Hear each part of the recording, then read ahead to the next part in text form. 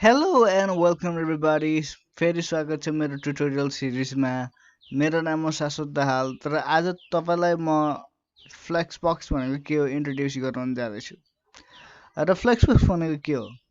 एउटा नयाँ टेक्नोलोजी हो CSS को, जसले हामीलाई एकदमै मोडर्न तरिकाले वेब पेज डिजाइन गर्न दिन्छ। अब फ्लेक्सबक्स किन युज गर्ने भन्दाखेरि फ्लेक्सबक्सले चाहिँ एउटा यस्तो फिचर प्रोभाइड गर्छ जसले गर्दाखेरि हामीले कुन चाहिँ चिज कहाँ राख्ने भनेर एकदमै सजिलो तरिकाले भन्न सक्छौँ। अब कुरा गरौँ हाम्रो फ्लेक्सबक्सको कम्पिटिटरको बारेमा। हाम्रो कम्पिटिटर पनि होइन, किनभने फ्लेक्सबक्सले जितिहाल्छ। फ्लोट्सको बारेमा हामीले फ्लेक्सबक्स भन्दा अगाडि के युज गर्थ्यौँ भन्दाखेरि फ्लोट युज गर्थ्यौँ। र फ्लोट युज गर्दाखेरि प्रब्लम के हुन्छ भन्दाखेरि एउटा चिजलाई ठ्याक्कै सेन्टरमा राख्ने भनेर भन्न सकिँदैन। अनि फ्लोट युज गर्दाखेरि अर्को के हुन्छ भन्दाखेरि फ्लोटहरू क्लियर गरेर राख्नुपर्छ, जुन हामीले पछिल्लो ट्युटोरियलहरूमा हेरेर थियौँ। फ्लोट युज गर्दाखेरि कस्तो कस्तो प्रब्लम आउँछ भनेर हामीले मार्जिन सेट गर्नुपर्छ, हाइट सेट गर्नुपर्छ। तर फ्लेक्सबक्स युज गरेपछि चाहिँ हामीले त्यो हाइटको बारेमा के को बारेमा चिन्ता गरिराख्नु पर्दैन, रेस्पोन्सिभ आफै बनाइदिन्छ फ्लोट युज गरेपछि, जुन हामी अब अर्को भिडियोमा हेर्नेछौँ एक्चुअली कोडिङ गरेर फ्लेक्सबक्स। र मुद्दा मात्रै के हो भन्दाखेरि हामीले अब ओभर कम्प्लिकेटेड जस्तो लाग्ने फ्लोटलाई हटाएर हामीले फ्लेक्सबक्स युज गरिन्छ। जहाँ अब फ्लेक्सबक्समा चाहिँ के हुन्छ भन्दाखेरि जस्टिफाई कन्टेन्ट भन्ने एउटा प्रपर्टी हुन्छ। जसरी हामीले मार्जिन प्रपर्टी युज गर्थ्यौँ, प्याडिङ प्रपर्टी युज गर्थ्यौँ, त्यसरी नै अब जस्टिफाई कन्टेन्ट भन्ने प्रपर्टी छ। यसले चाहिँ के गर्छ भन्दाखेरि होरिजन्टली एउटा कुनै पनि चिजलाई एलाइन गर्छ। अब लेफ्टमा एलाइन गर्ने हो कि राइटमा अलाइन गर्ने हो कि अब सेन्टरमा राख्ने हो कि एलाइन भनेको राख्ने, हामीले त्यो गर्न सकिन्छ। र के फाइदा भयो भन्दाखेरि अब हामीले पर्सेन्टेजको पनि चिन्ता गर्नु परेन। यति पर्सेन्टेज राख्दाखेरि चाहिँ यता बस्छ भनेर चिन्ता पनि गर्नु पर्दैन। र अर्को कुरा के हुन्छ भन्दाखेरि अब हामीले जस्टिफाई कन्टेन्ट युज गऱ्यौँ, हाम्रो सेन्टरमा बसायौँ एउटा कुनै पनि चिजलाई, एचटिएमएलको चिजलाई, एचटिएमएलको एलिमेन्टलाई।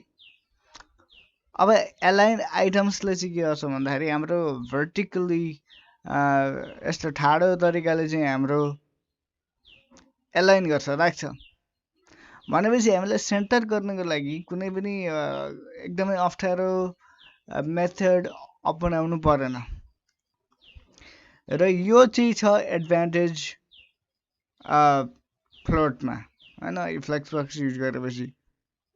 र धेरैजना मान्छेले अहिले फ्लोटहरू युज पनि गर्दैनन्। अब अर्को सेक्सनतिर लागौँ।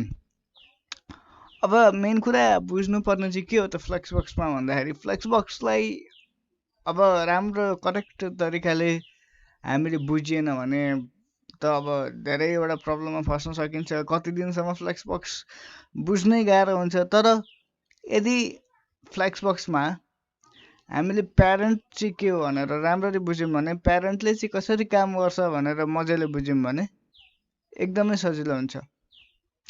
अब हेरौँ कसरी हो भनेर। अब मैले यता एउटा व्हाइट बक्स बनाइरहेको छु, राइट? र बक्सले पनि त्यही भनिरहेको छ, व्हाइट बक्सले पनि यो एउटा बक्सै हो होइन भनेर भनिरहेको छ, this is a box, right? अब यो बक्सभित्र चाहिँ के छ त, हाम्रो अर्को बक्स छ, ग्रिन बक्स। र यो ग्रिन बक्सको भित्र अर्को बक्स छ, होइन? र मेन मुद्दा चाहिँ के हो भन्दाखेरि यो ग्रिन बक्स भनेको चाहिँ जुन छ, यसलाई चाहिँ हामीले डिस्प्ले फ्लेक्स गर्छौँ। जसरी हामीले डिस्प्ले ब्लक, डिस्प्ले इनलाइन आफ्नो अब के गर्ने हो त्यसको हिसाबले हामीले राख्थ्यौँ। त्यसरी नै अहिले हामीले डिस्प्ले ब्लक, डिस्प्ले इनलाइनको साटो चाहिँ हामीले यो जुन बक्सा छ त्यसलाई डिस्प्ले फ्लेक्स बनाइदिउँ। अब के गर्नु मिल्यो त यो डिस्प्ले फ्लेक्स गरेपछि प्यारेन्टलाई बुझ्नु पर्यो यो सबैभन्दा पहिली। मैले फेरि पनि भनिरहेको छु, प्यारेन्टलाई चाहिँ बुझ्नु पर्यो। यदि प्यारेन्टले अब यो प्यारेन्ट भनेको हाम्रो केसमा यो डिस्प्ले फ्लेक्स यो ग्रिन बक्स भएपछि प्यारेन्ट यही भइहाल्यो होइन। यो बक्सालाई छोडिदिउँ किनभने यो फ्लेक्ससँग रिलेटेडै छैन होइन। फ्लेक्स भनेको त यो छ, अब भनेपछि यो प्यारेन्ट भयो अनि यो भनेको यसको चाइल्ड बच्चा भयो। अब यसलाई चाहिँ कसरी कन्ट्रोल गर्छ त्यसलाई चाहिँ बुझ्नु पर्यो। अब मैले यो डेमोन्स्ट्रेसन मात्रै दिनलाई बनाएको, यो रियल हामीले कोडिङ केही पनि गरेको छैन। र के हुन्छ भन्दाखेरि यदि यो बक्सामा चाहिँ हामीले जस्टिफाई कन्टेन्ट भनेर सिएसएसमा हाल्यौँ र यता जस्टिफाई कन्टेन्टमा चाहिँ सेन्टर हाल्यौँ भने के हुन्छ? हाम्रो के भयो? हाम्रो सेन्टरमा गयो र हामीले 30%, 50%, 60% हामीले राख्नु पर्दैन अब होइन। एकैचोटि भइहाल्यो, यो सेन्टरमा गइहाल्यो। अब अर्कोतिर हेरौँ, अर्कोतिर के छ?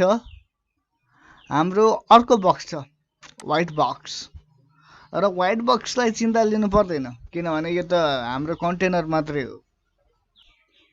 मेन मुद्दा चाहिँ कहाँ छ भन्दाखेरि हाम्रो यो ग्रिन बक्समा।